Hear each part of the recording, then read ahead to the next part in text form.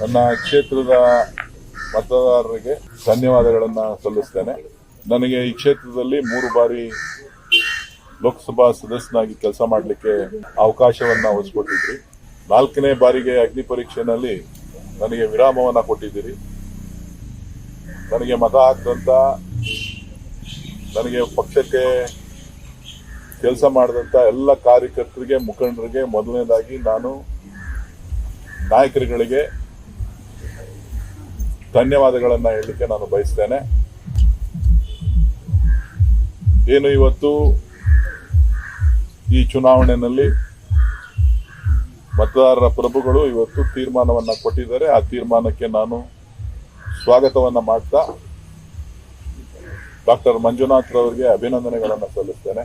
ಇವತ್ತು ಕನ್ನಡಿಗರ ಧ್ವನಿಯಾಗಿ ಕೆಲಸ ಮಾಡುವಂತ ನಿಟ್ಟಿನಲ್ಲಿ ಕ್ಷೇತ್ರದ ಅಭಿವೃದ್ಧಿಗೆ ಏನು ಕೆಲಸ ಮಾಡಿದ್ದೇನೆ, ಸೊ ಅದರ ಗಮನದಲ್ಲಿಟ್ಕೊಂಡು ಜನ ಹೊಸ ನಾಯಕತ್ವಕ್ಕೆ ಅವಕಾಶ ಕೊಟ್ಟಿದ್ದಾರೆ.